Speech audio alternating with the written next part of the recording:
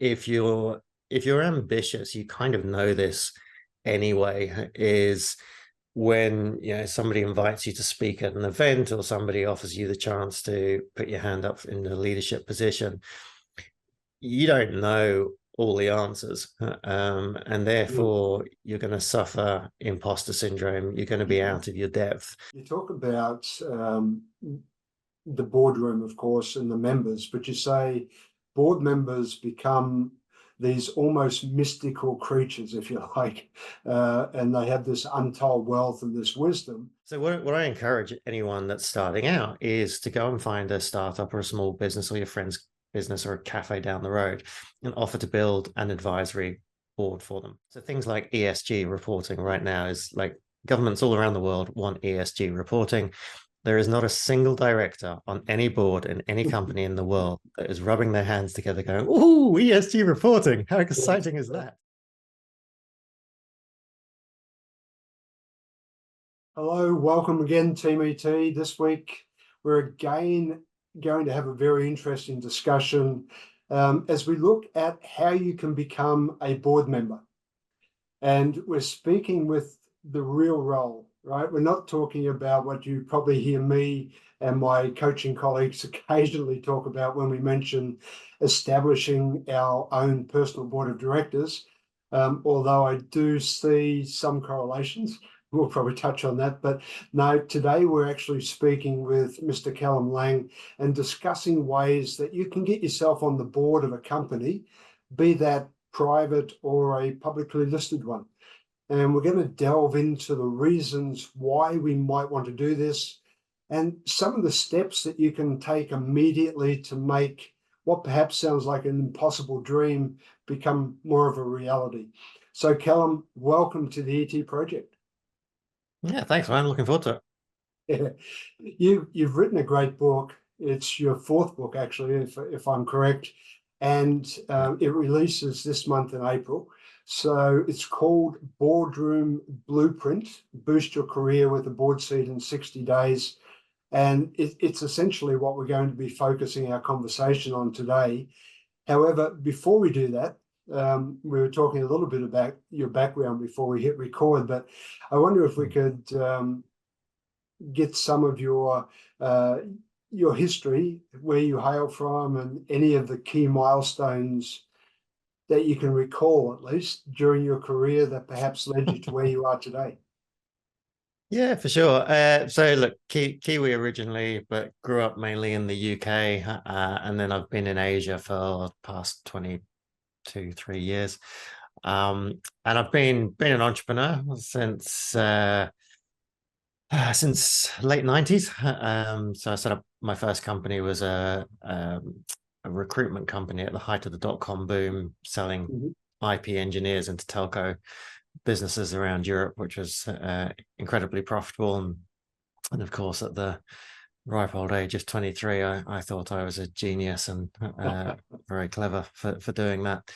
And then the bubble burst and turned out I wasn't nearly as clever as I thought I was. But at that point, I was kind of uh, broken, having been through the entrepreneurial journey. I couldn't really go back. And so I've just been an entrepreneur ever since. And then in the last 10 years, really focused on helping small businesses to access the capital markets. So you've kind of got trillions of dollars of money sloshing around in um, capital markets and other commodities and things. And then you've got half the world's economy, which is locked up in Mm, small business. So mm, 50% of global GDP is in small businesses. And there's no financial product to allow that money to connect with the small businesses, which seems like a bit of an oversight. And so what we've been trying to do is solve that problem by bringing together groups of small businesses, but leaving the founders in control and putting them under a public list co. So the companies come in, the founder keeps running the business. So it's their brand, it's their hiring and firing, it's their culture. But when they try and, when they go for projects, they win much bigger contracts because they're part of a global PLC, and they can give stock options to their staff. So you level the playing field with the bigger companies, and it gives investors exposure to. It's basically almost like a mini ETF of small private companies. Right. So that's kind of the day job. But because of that day job, I ended up sitting on a lot of boards and starting a lot of boards and advising a lot of boards and hiring a lot of directors and firing a few directors, and learning quite a lot about sort of what goes on, and quite frankly how dysfunctional many boards are, and some of the ways that can be changed, and why, I guess, kind of why it's such an exclusive group and so hard to break into. And yet, because it's such an exclusive group and so hard to break into, they're missing out on a huge pool of talent. So about 18 months ago, I started a company to help originally women and minorities, but kind of extended that to all first timers, because somewhere in the world, everyone's a minority, and showing them how they could leverage my ideas to get their first board seats. That's been incredibly successful, but I've also learned a lot from our clients who've done that, sort of what's worked, what hasn't worked, and then basically took all of those ideas and put it into a book, which which I sent you, and you very kindly read. Thanks for sharing that. It's a really interesting career, and there's so many avenues we could go down to talk about. But at the beginning, I heard you mention you're a Kiwi. I knew that, of course, and I'm an Aussie. So for those that don't know, I'd hold it against you. Yeah, Kiwis and Aussies have this wonderful relationship, a great rivalry, if you like, between Australia and New Zealand. And I've lived there 6 years myself, so I do understand a little bit about the culture, and therefore I'm going to go out on a limb, and I'm guessing you follow the rugby. It's not a big limb to go out on. Yes, I do. And I'm old enough to remember the glory days when the New Zealand and Australia rivalry was fairly evenly matched. Unfortunately, it hasn't been for a while. That's a while ago now, yeah. You need to call on my sadly. grey hair and my age for that. Unfortunate result last year, I guess, in the World Cup, in your mind, also for Australia, somewhat of a disaster, losing to Fiji, not to mention others. But losing to everyone, didn't it? Yes, just about. Yeah, just about. Yeah, very disappointing. I guess not unexpected, but the All Blacks got in the final again, only to go down yet again to South Africa. They're turning out to be the nemesis over the last few World Cups. Well, not the last few, but there's been a few where you went down to South Africa. When you're as grey as me, you have the opportunity to witness, a huge amount of talent go through the game. I'm not quite as old to talk about Colin Mead, although I sort of was born around his era. So there was Sean Fitzpatrick, Michael Jones. You had the wingers Kerwin, and then later Lomu. And probably more recently Dan Carter.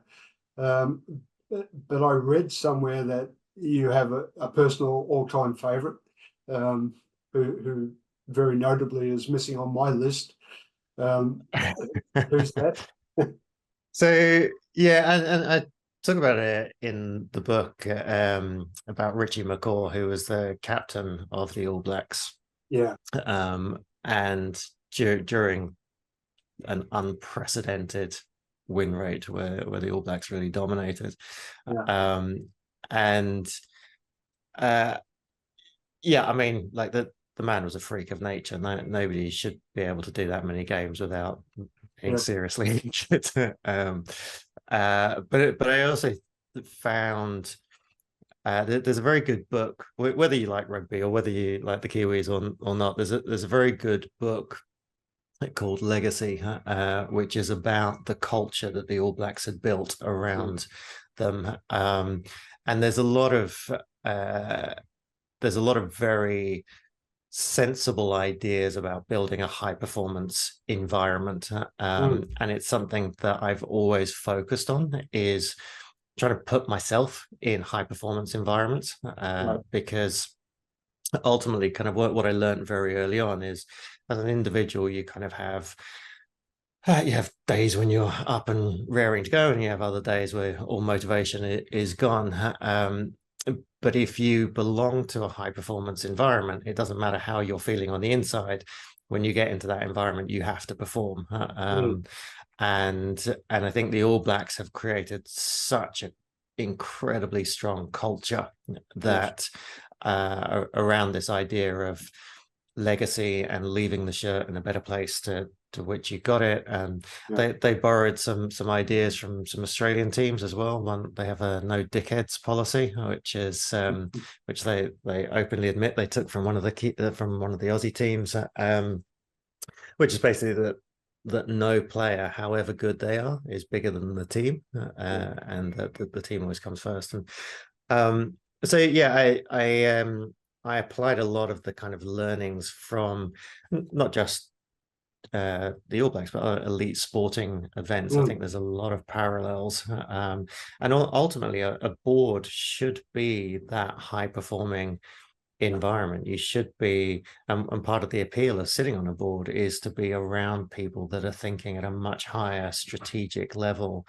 to have those connections, and just to challenge yourself to constantly be better and deliver on something that's much bigger than yourself.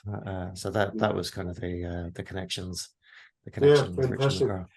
And that's a great segue into the company, right? It's called Veblen, if I'm Dublin. correct. What does the name mean? I know it has a reason behind why you've called it Veblen. Yeah, so Thorsten Veblen was an economist in the US. He had a few controversial ideas, but one of his most famous is kind of in general theories of economy. If you want to sell more of something, you push the price down so it can appeal to a wider audience. And yet luxury goods have the reverse effect. The more you charge for a Bugatti or a Louis Vuitton bag, the more valuable that becomes. And actually what you see in the world of business is that the highest credibility you can have is sitting on the board of one of the biggest companies, and you become incredibly valuable because of that. So yeah, the idea was really to help people to get their first board seat, so they get on that rung of that ladder and ultimately build up and increase their value through on Instagram they use Lambos and nice watches, but on LinkedIn you can use board seats to achieve the same result. Yeah, we'll dive into that as we get into the conversation, I'm sure. Before we get off what Veblen does, what your organization does, how do people, if they're interested in maybe joining the program or joining the community, what do they need to do? Is there any qualification, or is there any way that they need to apply in particular? So I think one of the things I learned very early on in my board journey was I kept meeting all of these people and there's a lot of pressure on companies to bring people in that are very experienced to sit on the board. The old grey hairs. All my hair fell out before it turned grey. But what the stock markets were demanding and what investors were demanding for the last century has been, we want people on the board with 10 to 20 years board experience. And what that meant was you ended up with a relatively small pool of people sitting on a lot of boards who didn't really care about the companies that they were serving on, because the companies needed them more than they needed the companies. And so they were being very well paid, but the companies were basically ticking a box by having these people on the boards. Right. What I discovered was I would much rather have somebody on a board that lacked experience but had genuine curiosity and enthusiasm and energy to learn. And that to me is far more valuable, because those are the people that are actually going to go out and fix problems and bring in investors and bring in you, as opposed to the person that has the immaculate CV but does nothing because it's basically, they're semi-retired and don't care. And so, yeah, in terms of people that are right for our program, it's people that are likely overlooked, likely frustrated, know that they're capable of doing more. We have a lot of small business owners that, you can make a great impact as a small business owner, but sitting on the board of a big company gives you a chance to have a much bigger impact. And just a lot of employees that I think a lot of our members are kind of in their late 30s, 40s, early 50s.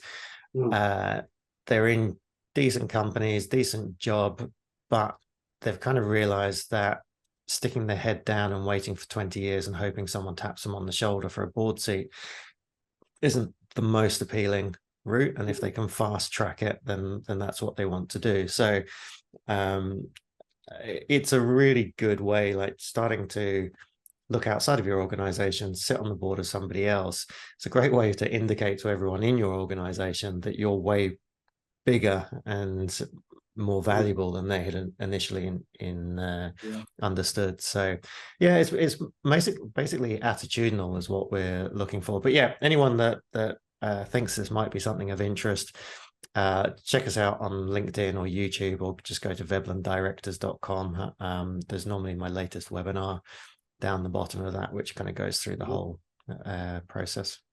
Okay, great. Well, let's jump into the book. It's your latest book, Boardroom Blueprint.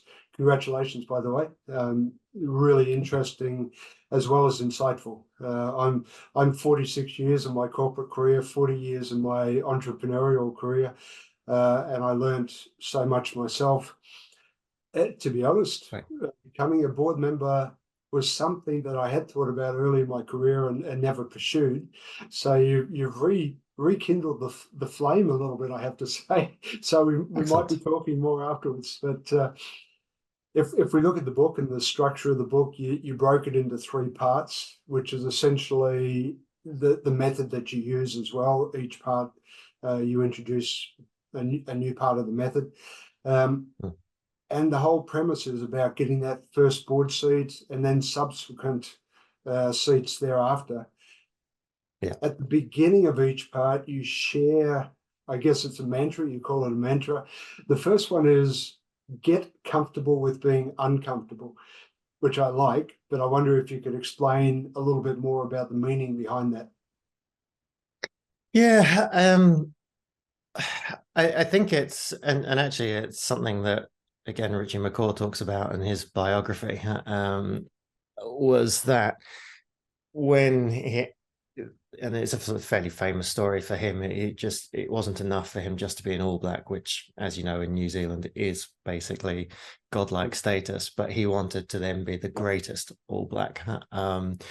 And what he realized very early on in his rugby career was nothing good happens when you're comfortable. You need to get comfortable getting up before dawn and running through the snow, and you need to get comfortable having someone pile drive you into the ground and then immediately getting straight back up and pretending it didn't hurt. And I don't think you need to go quite as far as he did, playing with broken bones in his foot and broken ribs and all the other things that he did. I don't think any of that's healthy, but I think that mantra, if you're ambitious, you kind of know this anyway, is when somebody invites you to speak at an event, or somebody offers you the chance to put your hand up in a leadership position, you don't know all the answers, and therefore you're going to suffer imposter syndrome. You're going to be out of your depth, and the easy thing is just saying no. And what I noticed very early on in this kind of journey was when we were looking for potential board members, and we wanted people that we knew, like, and trusted. And so I would sort of pick a few and say, hey, look, we've got a board seat, would you be interested? And what I found was there were some people that said, wow, that sounds amazing, but I haven't got any experience, so I better say no. And you had other people that said, wow, that sounds amazing, I haven't got any experience, that's awesome. And yeah, you kind of really, to get ahead, you just need to be the person that says, okay, I don't know all the answers, but I'm going to put my hand up, and it may be bumpy and it may be uncomfortable, but that's how you learn and that's how you progress. So yeah, you're absolutely right. The start of the book is very much focused on you, the individual, because ultimately, like that's where it all starts. It's your attitude, your desire to take on those challenges. Because if you're not willing to do that, then the rest is kind of irrelevant. Yeah, I mean, you as I said, there's three parts. Each part is called Great People, Great Company, Great Investors. In this first part, you introduce the overall process, and there's a big number of things that really resonated with me. But one of the areas that I liked is that you introduce a number of people that have used the approach to great effect. I'm wondering, is there one or more that really jump out to you in your mind at the moment as we're talking that is worth sharing as an example? Um, yeah, the one of the most inspiring things for me about being part of this community is you kind of seeing these stories every single day, and I think what the challenge is always recency bias. So like the stories I heard yesterday are that strike me as the most amazing ones. Yes. But yeah, I mean, we've got so I'm trying to remember what the stories in the book were. I think one of the most um interesting stories in the book is about an American retired entrepreneur called Dr. Keith Cantor, Right. who watched one of my webinars, and he reached out to me and said, look, what you're doing sounds wonderful. I'd love to join, but I'm probably too old. And what's interesting about that is, having brought kind of 150 people into the program, everyone that I talk to has a reason that they think it won't work for them. I'm too old, I'm too young, I'm the wrong gender, I'm the wrong race, haven't got enough experience. So everyone's got something. And yeah, none of those things have proven to be true. It all comes down to attitudinal. What Keith did was he joined the program in, I think, June of last year. In July, so within weeks of joining, he was offered a chair of a private company.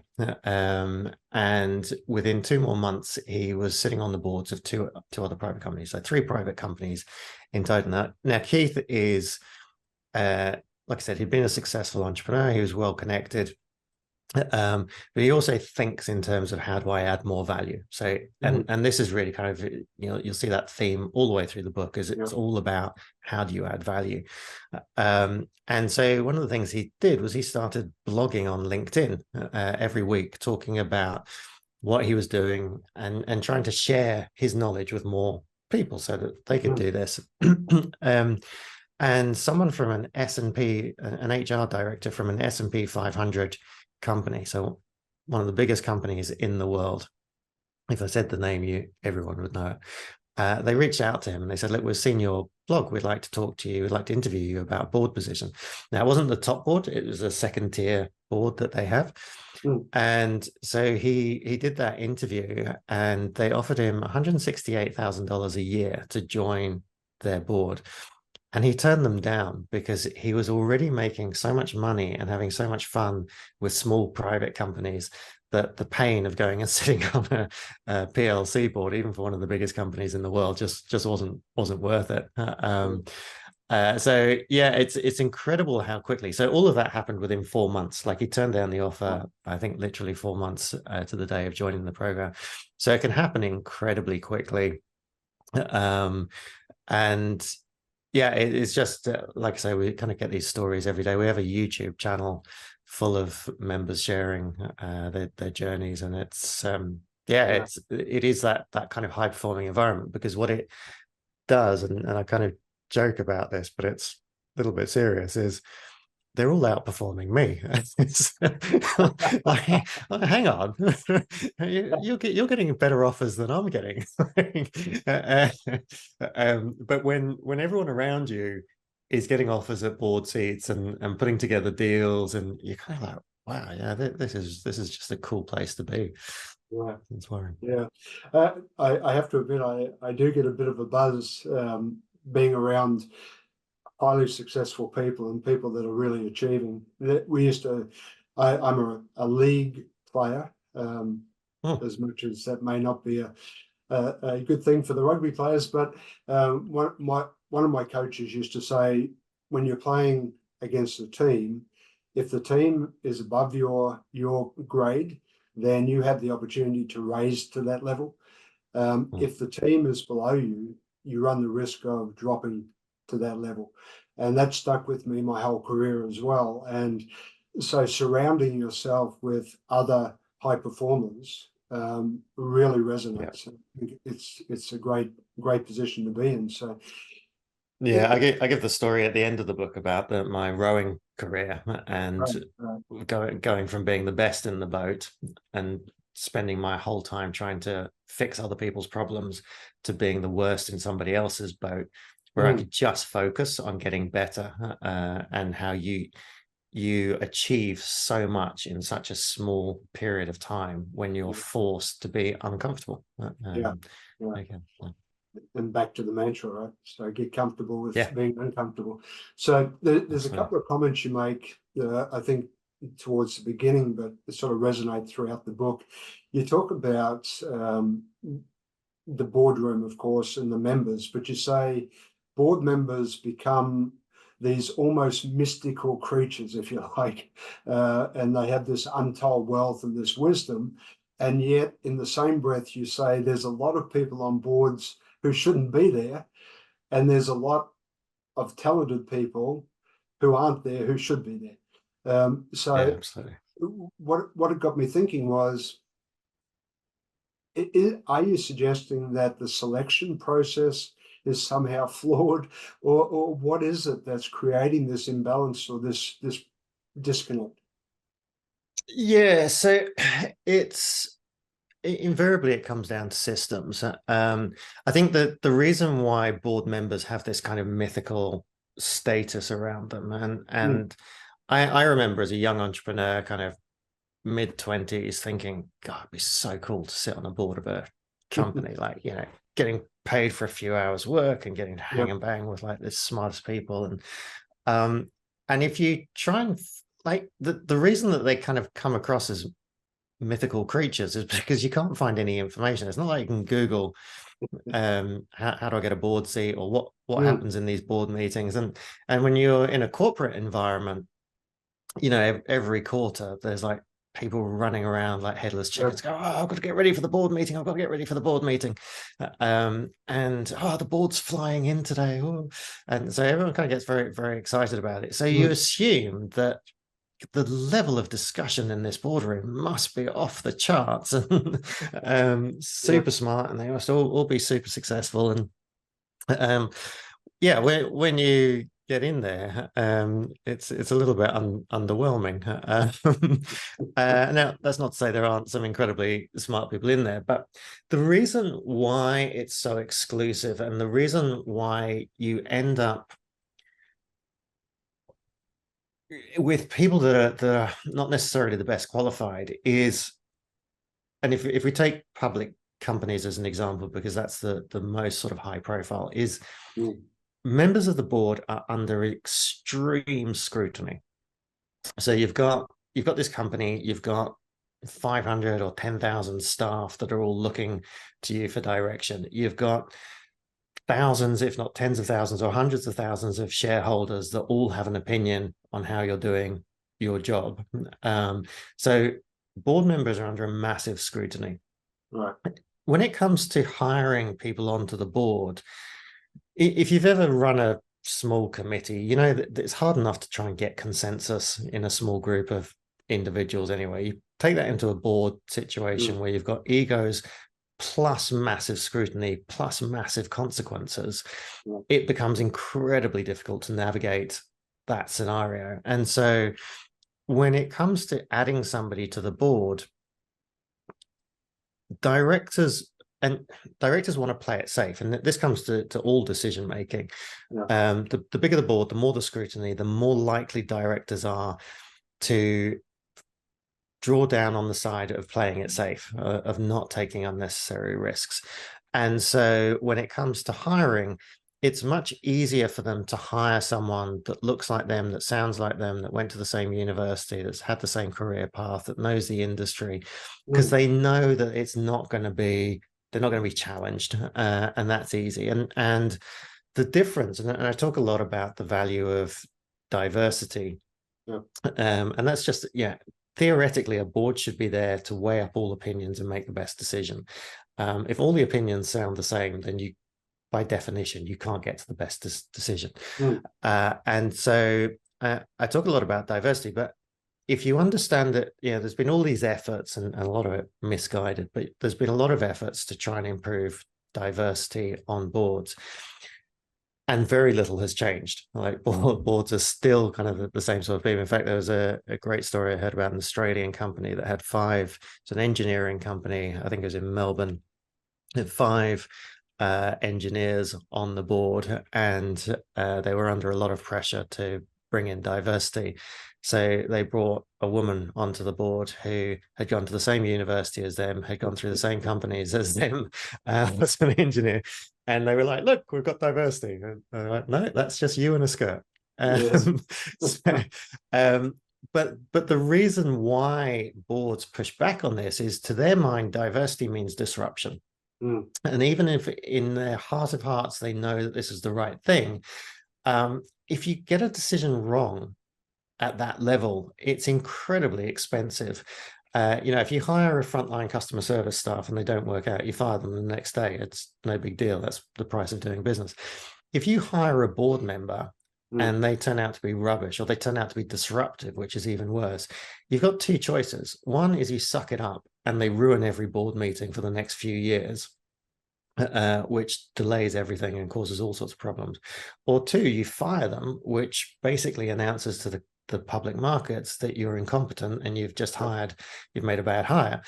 And so it's much easier to either not hire someone you don't know, or to hire somebody that you know isn't going to cause any problems. And so you basically end up with lowering the intellectual pool at board level rather than increasing it. So a lot of the structure of the book is about how do you de-risk it for people to put you on the board. And that's kind of the bit that I think everyone that talks about diversity and everyone that talks about everything else, they all kind of assume that it's not happening because board members are evil, or it's not that. It's just the incentives are all misaligned. The risk is too high. And so everything, whether it talks about your very first board seat, board of advisors of on a sports club or a young startup, you have to start with de-risking this for the person making the decision. Nothing changes all the way up. It's just about de-risking it. So that's kind of another underlying theme. That really brings me to what I enjoyed learning so much throughout this book is it's a journey. And in the book, you outline the steps, and we're going to come to the 5 components eventually, but you give guidance that first you need to advise, then become the apprentice, then you start to achieve, and then finally you cultivate that awareness around the games that are being played and how you're sort of able to contribute in that sense.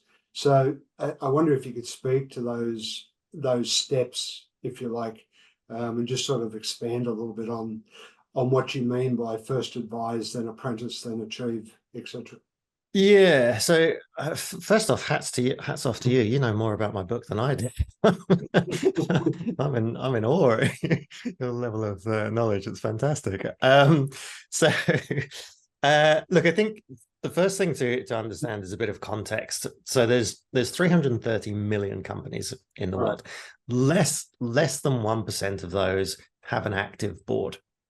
So when you see people that say, oh, I applied for board seats and I never get accepted, you basically have to realize that you've got everyone applying for the same tiny number of board seats, and then you've got a board that has no interest in taking newcomers into the equation. So one of the first things we do is say, look, never apply for a board seat. Focus on all the companies that don't have boards where you could add value by creating a board. So create a board seat rather than apply for one.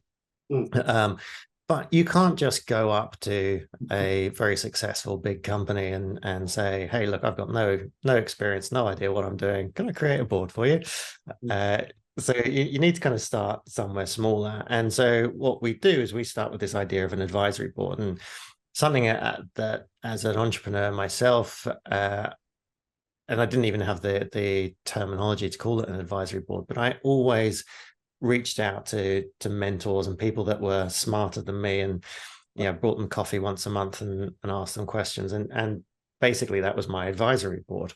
And I was very lucky that people were willing to do that. Also, when I then started to raise money for companies, I realized that as a young entrepreneur, I didn't have any credibility, but I could leverage off the credibility of people on my advisory board. So I could basically pick a janitor from Microsoft, put him onto my advisory board, and then tell people that I had someone from Microsoft on my advisory board. And instantly I had more credibility than the day before. So what I encourage anyone that's starting out is to go and find a startup or a small business or your friend's business or a cafe down the road and offer to build an advisory board for them. Take all the pressure off you, take all the pressure off the founder. Say, look, this is a very informal, we're going to catch up once a month to discuss your business at a strategic level, once a month for 12 months. If it works, great. If it doesn't work, no harm, no foul. It hasn't cost you anything. But look, if I can make one connection that transforms your business, or I can make one suggestion that helps you avoid a pitfall, then this will have been worthwhile for you.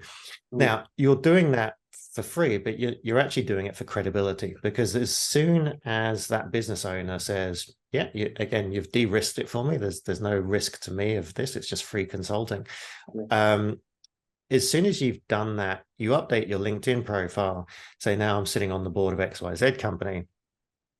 I guarantee that will be the most interacted post you ever put on LinkedIn. It's amazing the impact it has, because people in your network suddenly look at you completely differently.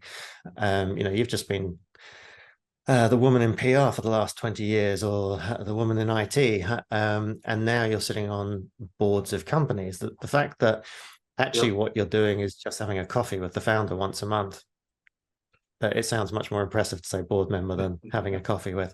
And then what happens is everyone gets involved and goes, oh, that's really cool. Congratulations. Have you thought about talking to this person? I had no idea you're interested. Let me put you in touch with this company.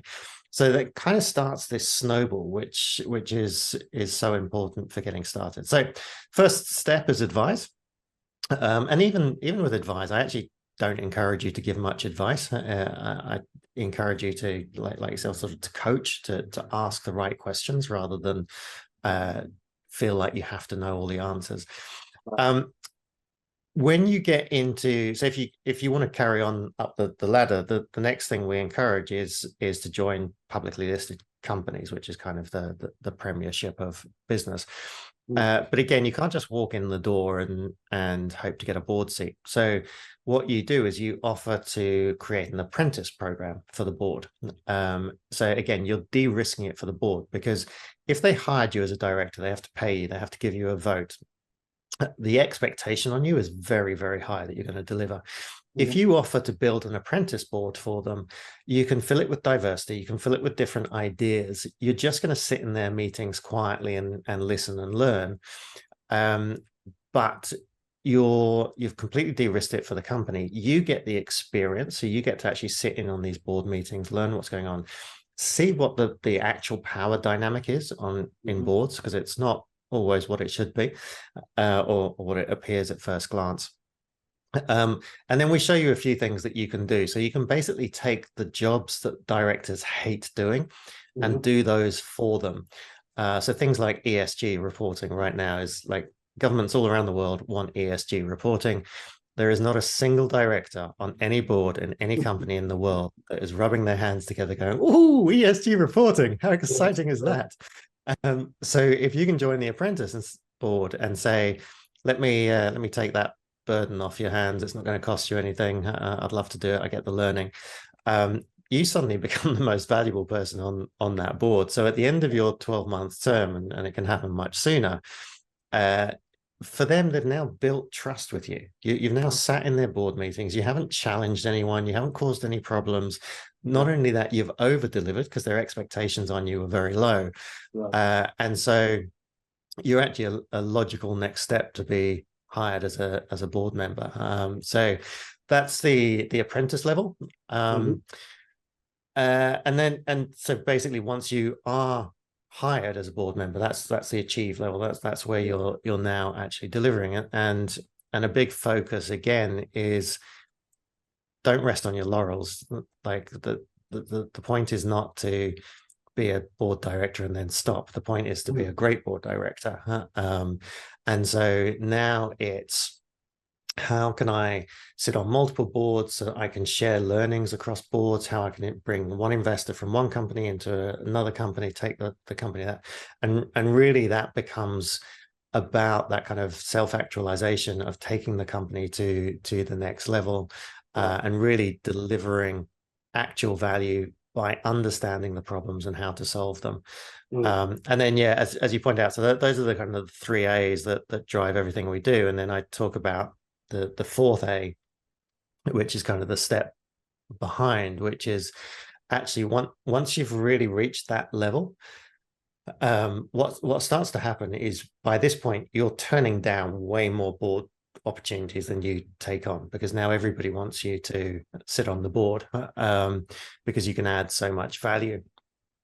And actually what you realize is that you can actually do more by not sitting on the board anymore, by basically bringing people in to represent your interests on the board. And that's the kind of the last one, is this awareness. And it's kind of the irony of this whole thing is that actually the better you get at sitting on boards, the less you want to sit on boards. You kind of now got, you are seeing the game, you're playing 3D chess, you know how to move the pieces. And that's kind of the level that you see Elon Musk's and Richard Branson's and stuff. So yes, they sit on their keyboards, but they also have control of a lot of other companies through connections, and it just wouldn't make sense for them to sit on anybody else's board. They don't need to. Yeah, I have to say, it's a fascinating journey, and you do make it sound simple. I'm still dubious about how easy you make it sound. I am looking to test it myself, so we're gonna be talking more. There's a few things that you do mention that we need to understand. You've spoken a number of times about value creation. I also align very strongly with that. You talk about leverage, and I guess we'll come to that when we come to the 5 points, both value and leverage. One thing you say is that you need to start thinking and acting like an owner, and avoid the trap of allowing yourself to play the blame game or become the victim or have that victim mentality. Why?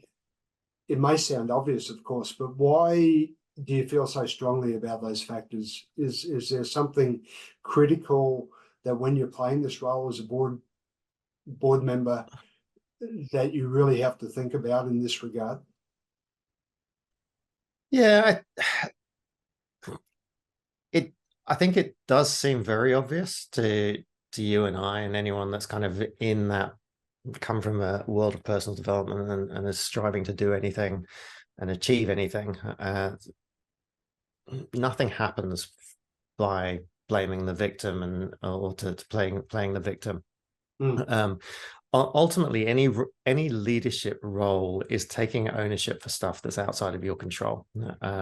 And if you look at, I guess, at one end of the world, you've kind of got somebody that just wants to have a passive income and doesn't want to it's not about building anything. It's not about creating anything. They just Mm. want to make money for doing nothing.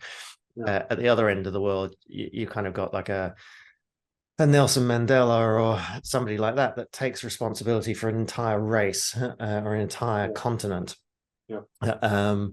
and does everything in their power to make things better for the country, for the people in that.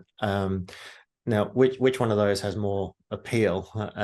It's clearly the person that takes ownership for the bigger thing. Now, that's not to say, it also has to be believable. There's no point, there's a lot of people wandering around going, "Oh, I want to save the world," but there's nothing to indicate that they're actually, I want to end poverty, but I Yeah. can't afford $500 for a course on how to understand financial spreadsheets. Like it's, you got to have that credibility with it. But I think taking ownership is really about saying that, look, I don't know all the answers, but I'm going to do my best, and I'm going to do my best for stakeholders that don't necessarily, I'm not necessarily going to be on the receiving end of that. So as a board member, ultimately your responsibility for all the stakeholders, so the shareholders, the employees, the community, like there's a lot of stakeholders you need to take into consideration.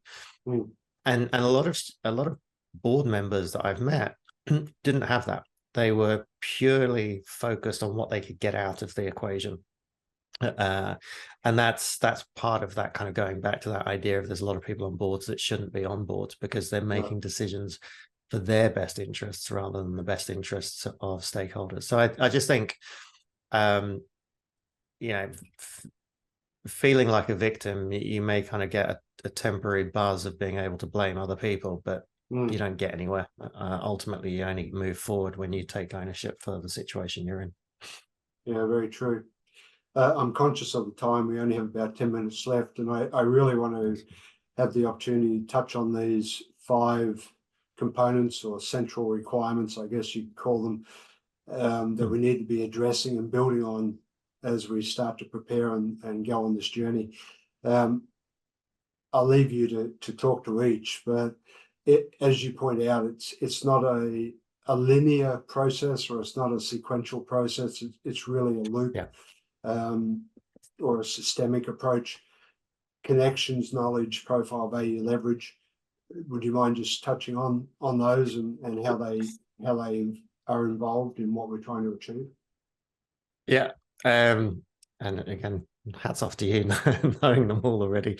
So yeah, look, it was just the 5 things I realized that everybody that I looked up to in this space, everybody that was really doing something impressive had nailed these 5 things.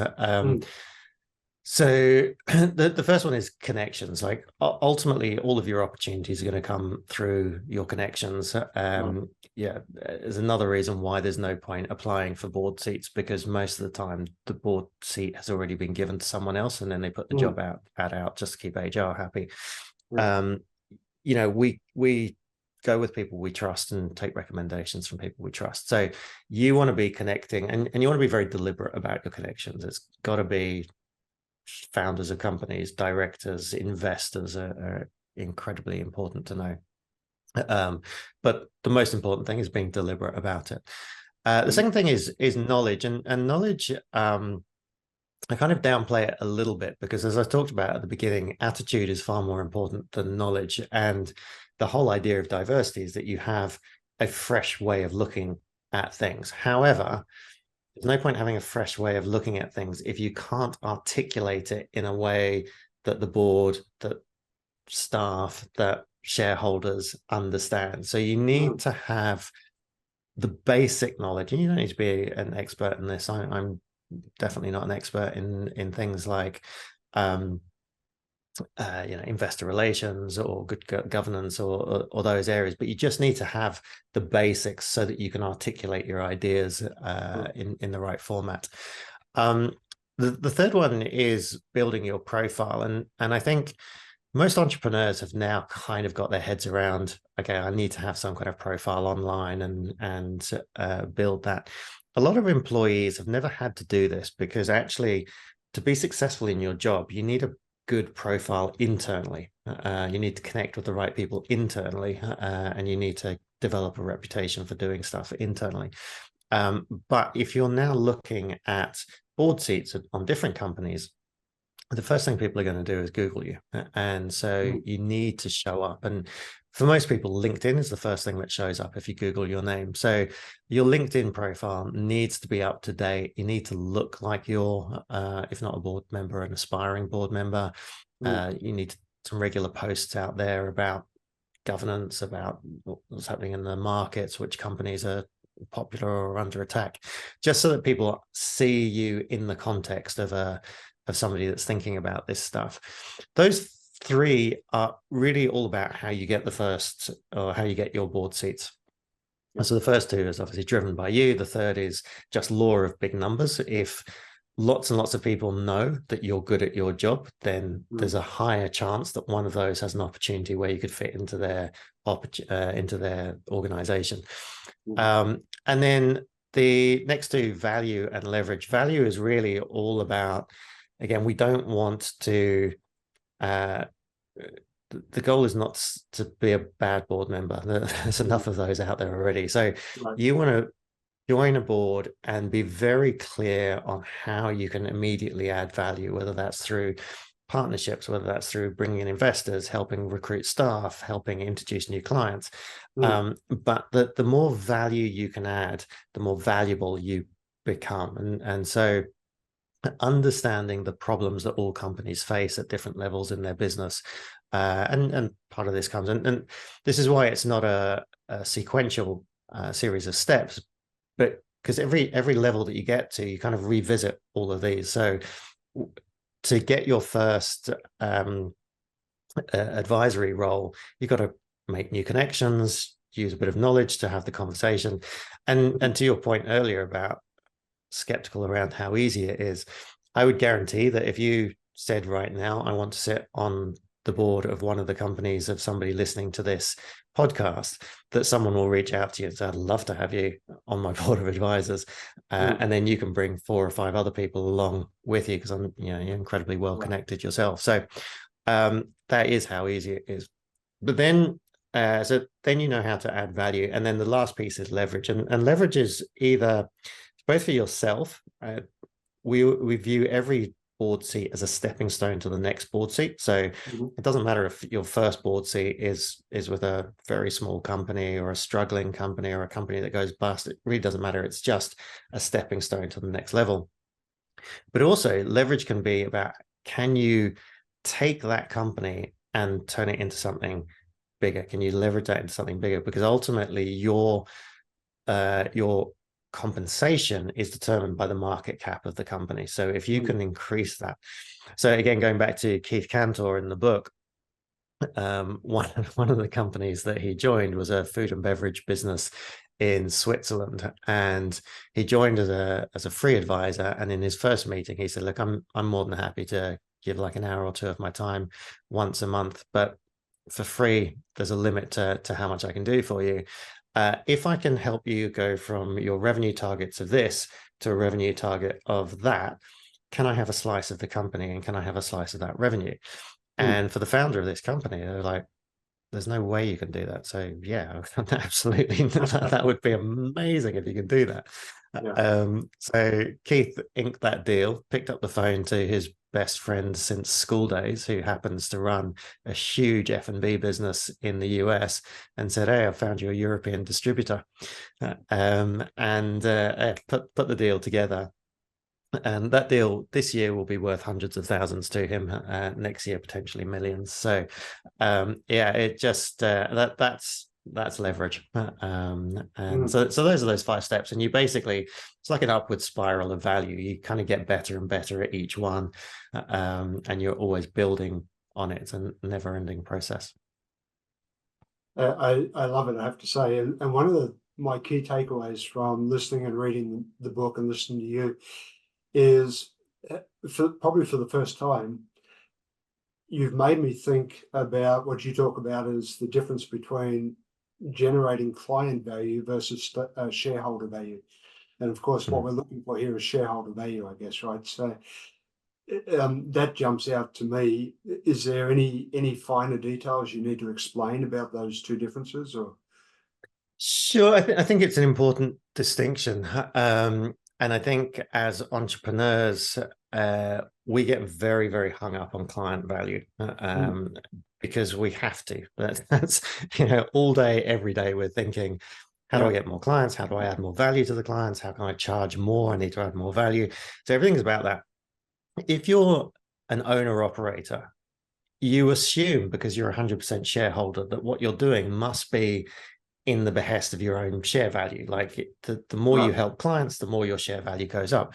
But it doesn't actually play out. Oftentimes, you can do things which are great for clients and terrible for your profitability. So if you're serving every client individually, that's great for clients. It's not necessarily good for the business. And so what I talk about in the book is the importance of understanding the distinction. And when you sit on the board of advisors, one of the most valuable things you can do is explain that distinction to the owners of the company and say, look, my job is to increase the value of your shareholding. Now, that might go against some of the things that you're currently doing, which are in the service of your clients. But they're like, you've got to understand this distinction.